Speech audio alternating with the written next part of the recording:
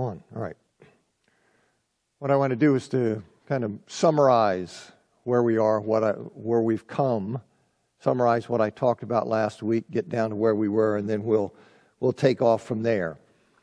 In chapter 2, verses 1 to 7, Paul tells Timothy that his first order of business in opposing the false teachers was to combat their sectarian or exclusivist theology by seeing that prayers were offered in the worship assembly for all people, including pagan rulers and authorities. In other words, they were to reject the exclusivist praying, the notion that prayers were to be offered only for some groups or classes of people. They were to reject the exclusivist praying that was spawned by the false teaching, and instead were to pray for all groups and classes of people. You see that in 2:1 to 7. We've talked about that all. And then given the importance of the church's praying for all people, he then says, I want therefore, given the importance of that, he says in chapter 2, verse 8, that the men are to pray without anger and argument. They're to do so because division and disharmony are hindrances to the effectiveness of the church's prayers. And then in verses 9 and 10, he says that the women whom he assumes will be praying, as he assumes the men will be praying, that they likewise are to pray with a proper attitude, an attitude that is conducive to effective prayer. Specifically, he says they're to pray clothed or attired with an attitude of modesty and decency, an attitude that rejects the culturally extravagant orientation that he's describing, hairstyles and clothing that flaunt one's wealth and status and that are abnormally seductive in a sexual sense. A spirit of modesty and decency, that spirit's contrary to the sense of superiority and self-exaltation that's represented by the over-the-top hairstyles and clothing he's describing, and contrary to trolling in the assembly for sexual interest. As the men were to pray, free of the hindrance of anger and argument, the women were to pray, free of the hindrance of pride and carnality that are contrary to modesty and decency. And having instructed the women about the modesty and decency necessary for their effective praying, he notes in chapter 2, verse 11, what that modesty means in terms of teaching in the assembly. It includes, in terms of teaching, it includes submission to male leadership in the church, which in the assembly means women are to learn in quietness with full submission.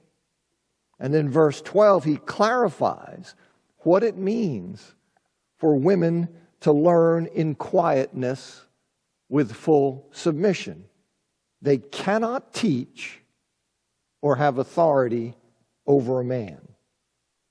He then, in verse 13, he gives his reason for the prohibition. In chapter 2, verse 13, Paul says, the reason, you see, he says, the reason women are not permitted to teach or to exercise authority over a man is simply that, he says, Adam was formed first, then Eve.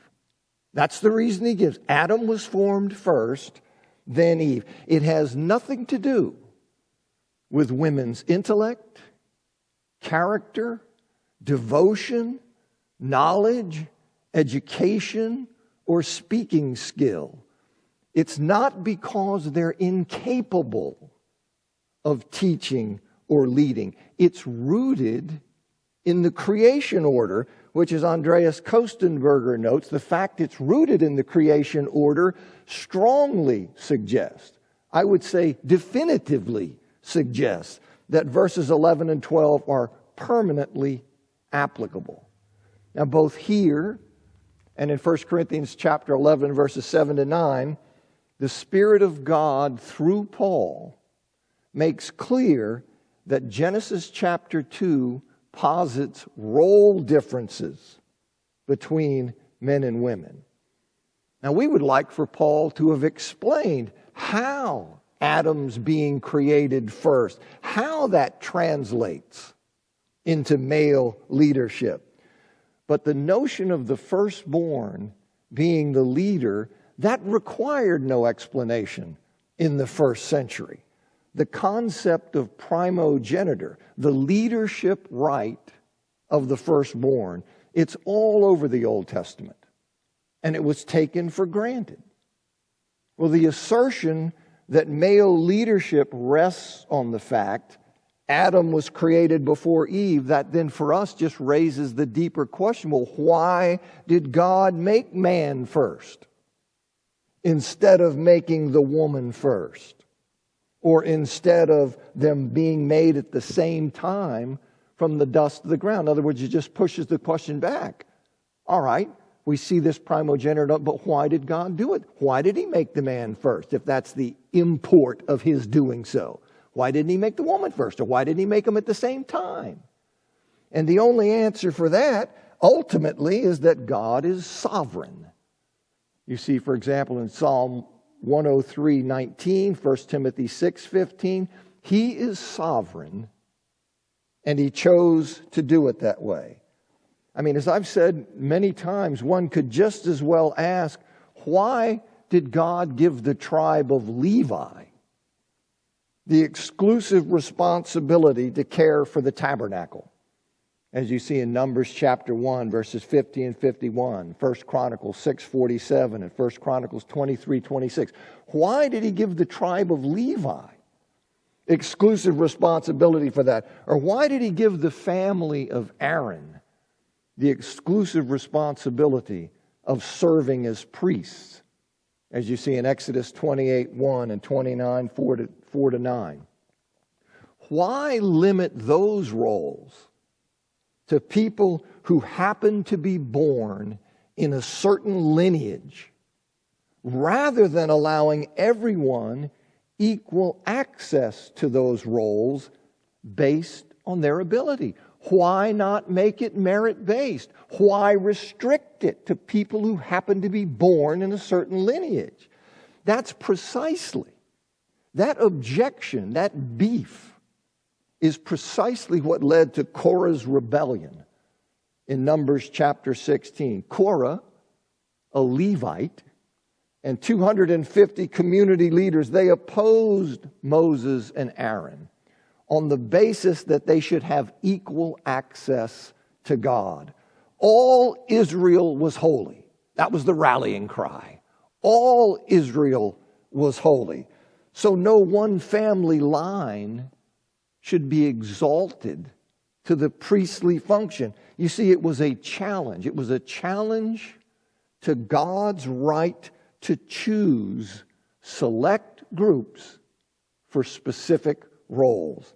And as you know, Korah, Dathan, and Abiram, they were swallowed by the earth. And the 250 community leaders were incinerated by God.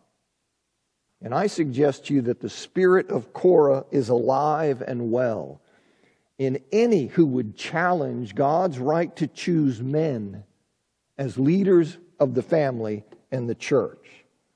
Now understand that a submissive or non-leading role need not mean an inferior status. Jesus is God.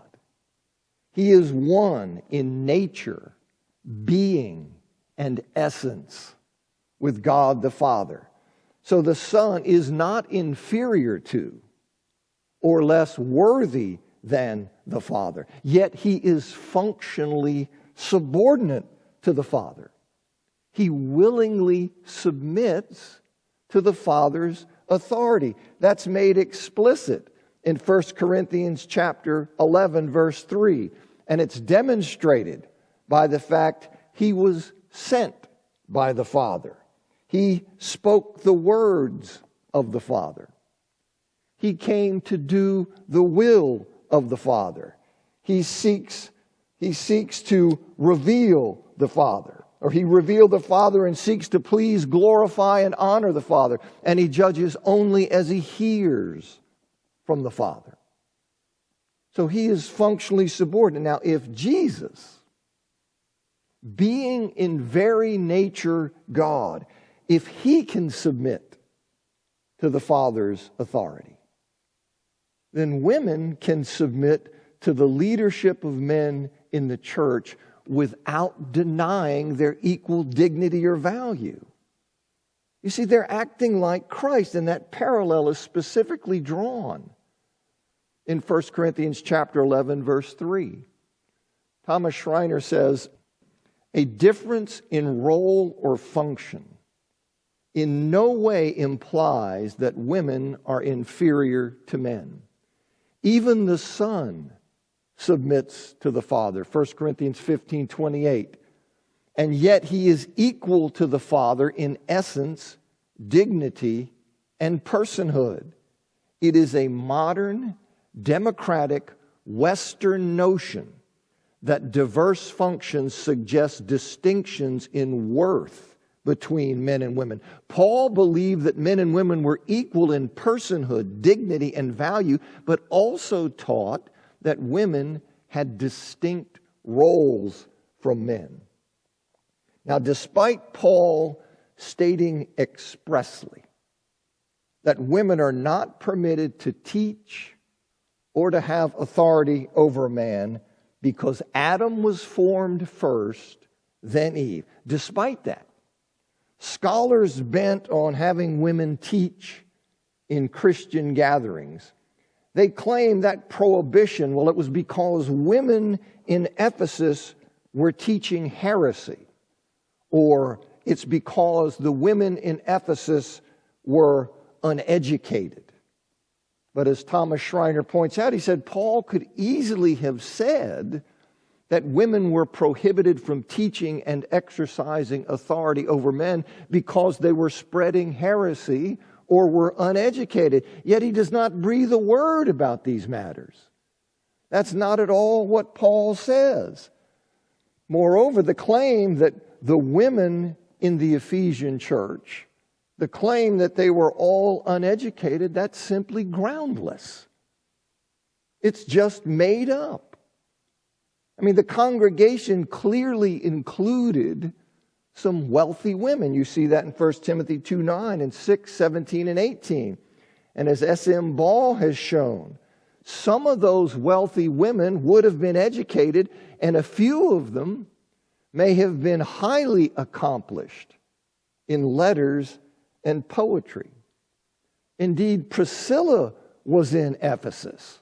You see, she was in Ephesus in Acts 18:18 and 19, and 2 Timothy 4:19. And she, with her husband Aquila, had explained the way of God to the well-educated Apollos, as we see in Acts 18:26. So this idea, well, it's because the women in the Ephesian church were uneducated, that's just simply groundless. As for the claim that the prohibition was motivated by the fact women were spreading heresy, it's unknown whether the women were teaching heresy rather than simply being influenced by the heresy. As Schreiner points out, he says, but Paul doesn't ground his prohibition in women teaching falsely. That's not what he says. If both men and women were involved in the heresy, and we know that men were certainly involved, why does Paul forbid only the women from teaching men? In other words, if the prohibition was because the women in the Ephesian church were teaching heresy, well, forbidding only women and all women from teaching, well, that would make sense only if it was only women and all women who were teaching the heresy. But we know that some men were teaching the heresy. We don't know that any women were. But we know that some men were teaching the heresy in 1 Timothy 1:20, 2 Timothy 2:17, 18, 2 Timothy 3:5-9. And it would be very unlikely that all women were teaching it. I mean, the claim, it just doesn't wash. It smacks of desperation. It smacks, in my book, of a dodge, of coming to the text with an idea and trying to conform it to that. Now, in verse 14 of 1 Timothy chapter 2, Paul gives an additional reason why women are not permitted to teach or to have authority over a man. Referring to Genesis chapter 3, he says that Adam was not deceived, but the woman, by being deceived, came to be in transgression. And his point is simply that Eve, rather than Adam, was the one deceived by the serpent. That qualification being understood from the Genesis account. She was the one deceived by the serpent. So it's not necessary to conclude that Adam was undeceived in every respect. Now, it's that his point is that the serpent went after Eve. And the fact the serpent went after Eve, that supports his point of male leadership, the prohibition of women teaching or exercising authority over a man, not by suggesting that women are innately more gullible than men and therefore incompetent to teach, but by showing the harm that occurs when the divinely ordained pattern of leadership is subverted. I think Schreiner makes the point very well. He says, Paul wants to focus on the fact that the serpent approached and deceived Eve, not Adam. The significance of the serpent targeting Eve is magnified when we observe that Adam was apparently with Eve during the temptation, Genesis chapter 3, verse 6. In approaching Eve, then, the serpent subverted the pattern of male leadership and interacted only with the woman. Adam was present throughout and did not intervene. The Genesis temptation, therefore, stands as the prototype of what happens when male leadership is abrogated. Eve took the initiative in responding to the serpent, and Adam let her do so. Thus, the appeal to Genesis 3 reminds readers of what happens when humans undermine God's ordained pattern. And I think that's why he's referring to that. It's all fitting with what he's saying. And the point of verse 15, it seems to be that contrary to what the false teachers were claiming, women remain faithful and thus remain saved by accepting their God-given role, which role is symbolized. Their God-given role is symbolized by the distinctly female ability of childbearing. In other words, they're not to define their faithfulness. They are not to define their Christian calling in terms of the male role. They're not to do that. Their salvation is to be worked out. Taking Paul's term from Philippians 2:12, it's to be worked out in a somewhat different way or on a somewhat different path than the salvation of men. And I think Schreiner again has some worthwhile remarks here. He says about verse 15, this does not mean that all women must have children in order to be saved. Though the underlying principle is timeless, Paul is hardly attempting to be comprehensive here. He has elsewhere commended the single state. in 1 Corinthians chapter 7.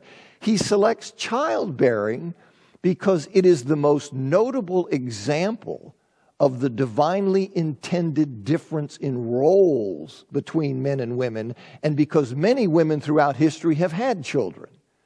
Thus, Paul generalizes from the experience of women by using a representative example of women maintaining their proper role. To select childbearing again indicates that the argument is transcultural.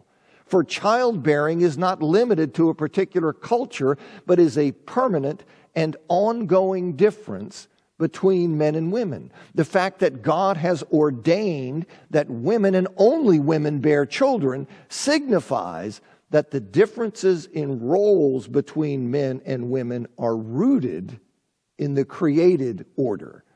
When Paul says that a woman will be saved by childbearing, he means, therefore, that they will be saved by adhering to their ordained role. Such a statement is apt to be misunderstood and often has been, and thus a further comment is needed. Paul says that women will be saved if they remain in faith and love and sanctification along with discretion or decency. Thereby, Paul shows that it is not sufficient for salvation for Christian women merely to bear children. They must also persevere in faith, love, holiness, and presumably other virtues. The reference to discretion harkens back to the same word in verse 9 and also functions to tie the entire text together. Paul does not imply that all women must bear children to be saved. His purpose is to say that women will not be saved if they do not practice good works. One indication that women are doing good works is if they do not reject bearing children as evil. You see, based on some kind of the idea of viewing the now too much in terms of the not yet, an over-realized eschatology that says, no, I'm rejecting any distinction in role between men and women. He says one indication that women are doing good works is if they do not reject bearing children as evil, but bear children in accord with their proper role. So it is a representation of a woman accepting her distinctiveness. And you could say the thing about a man and his role distinctiveness. So that's what I think he's doing there and what's going on in that verse. Now, the early post-apostolic church, this is important because you have pressures coming to bear in the church today saying, no, women can preach, women can be elders, women do all this stuff, and you're a troglodyte for thinking they can't. Okay? Now, the early post-apostolic church understood that women are prohibited from teaching men in Christian assemblies. Now, that fact is very difficult to explain if, as alleged by the modern advocates of women teachers and preachers, it's very difficult to explain if Paul taught the contrary. If Paul taught that women can teach and preach in the assembly, why did the early church not understand that? Why did the early church recognize he taught they can't? And that's very significant. As expressed in a work known as the Apostolic Constitutions. It's a collection of pre-existing materials on church order. It is a collection that was compiled in the 300s, but it draws on material that's at least a century earlier. In fact, Book 3, where I'm going to take the quote, Book 3 draws on Didaskalia Apostolorum, which is back from 230 or 250 maybe. It draws on that.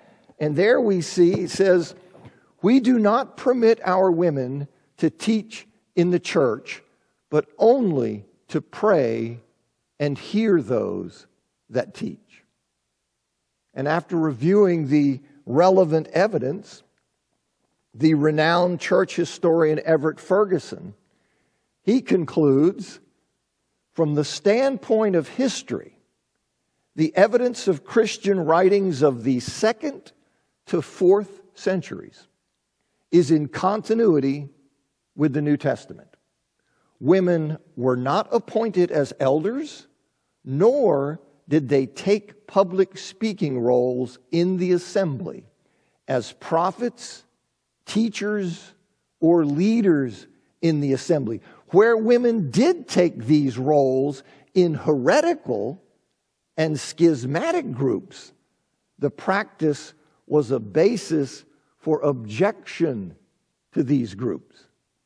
Okay, so that's the early church understood and agreed with how I'm telling you this is what Paul is saying. Okay, so I'm not the odd man out. Those who say, no, that's not what Paul is saying.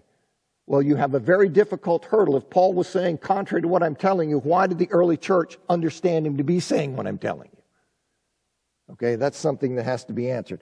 Now, so the leadership role of men, that leadership role of men that was indicated in the order of creation, it means that only men are to teach in the assembly and that women are not to be put in positions of authority over men in the church.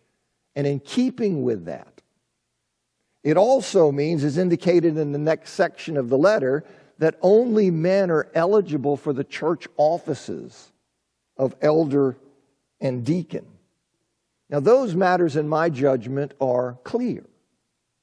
Those things are clear, but there are difficult questions about how the principle of male leadership applies to other female activity in the church. See, what conduct or roles fail to respect sufficiently God's choice of men to be leaders of the church? Should women, for example, help to pass out communion trays, collect the contribution, or make announcements? You see, these are questions with which elderships must wrestle, and different elderships may, in good faith, disagree on answers to those specific questions. And if in these kinds of gray areas, an eldership permits or prohibits certain female conduct differently than you would, well, just give the eldership the benefit of the doubt that they're drawing the line where they sincerely believe God would have them draw it and are not acting from some ulterior sexist or feminist motive. Don't allow disagreements over these kinds of gray judgment areas, these kinds of judgment calls, to become matters of grumbling or flashpoints of division. Because some of these things are difficult to sort out. And you just have to do the best you can before God and what is the best thing to do for the community that they're shepherding. Now, Paul then goes on. All right, Paul says in 1 Timothy chapter 3, 1-7, "This saying is trustworthy. If anyone aspires to be an overseer, he desires a noble task. It is necessary, therefore, that the overseer be above reproach, the husband of one wife, self-controlled, sensible, respectable, hospitable, skillful in teaching, not given to drunkenness, not violent but gentle, not contentious, and not loving money. He must be managing his own household well, having his children in submission with all respectfulness. If anyone does not know how to manage his own household, how will he care for God's church? He must not be a recent convert, lest having become conceited, he fall into the condemnation of the devil. And it is also necessary that he have a good reputation with those outside, lest he fall into disgrace and the trap of the devil." So, the instructions in chapter 3 about church leaders elders and deacons. These probably were given in response to the false teaching that had taken hold in the church in Ephesus. It had created an actual or an anticipated leadership crisis. As Philip Towner said in his commentary, he says, it seems clear that the emergence of opponents in the church would have caused a number of problems related to leadership. Some of the opponents themselves may have been elders whose defection would not only create a vacuum in the leadership ranks, but also promote competition to fill their spots. This kind of disturbance might also have planted seeds of doubt about the leadership positions and the people filling them. The need to consolidate the church at this level calls forth from Paul both an endorsement for the positions and guidelines to ensure that godly people are selected to occupy them. So then Paul is now going to lay out for Timothy and the church the standards to which elders are to conform. And those who don't meet those standards, they're not to be appointed to the eldership. And elders who deviate from those standards are to be disciplined and, if necessary, are to be replaced. And Paul emphasizes that the position, the office of overseer, we might say the overseership, that it's a noble and good task. I mean, after all, it involves the care and nurture of the people of God. It's looking out for the spiritual welfare of the congregation. And he probably makes that point, that it's a noble thing to do. He probably makes that point because some current or former elders had given the position a bad name. They had tarnished the office itself. So Paul says, no, this is really a rich, good, noble thing to do. And the churches in the New Testament, they were governed by a group of men who occupied the leadership position that's variously called elder, overseer / bishop, sometimes called bishop, but elder, overseer, shepherd. Okay, it's the one office that is variously called by those different names. Now, it's true, of course, that the apostles, as inspired emissaries of Christ, they exercised governing authority throughout the church. But we have no apostles or prophets, for that matter, today. Elder, overseer, shepherd, that's the leadership position within each local church that God intended to be permanent. And it's clear from several texts. It's clear from several texts that they all refer to the same office. You see, in Acts chapter 20, verse 17, Paul sends for the elders of the church in Ephesus. And then in chapter Acts 20, verse 28, he reminds those elders that they are overseers, and he commands them to shepherd the church of God. In Titus 1:5, Paul tells Titus to appoint elders in every city. Then in chapter 1, verse 7, these elders are called overseers. And in 1 Peter 5:1, Peter addresses the elders. And in chapter 5, verse 2, he tells them to shepherd and to oversee, which is the verb form of overseer, to oversee God's flock. So you have these different terms, but they're all referring to the one office. But each of those terms carries a different nuance of the office. The position of elders within Judaism, from which the early church derived the name elders, that involved deciding disputes, interpreting the law, administering discipline, preserving the traditions of the people, and serving as examples.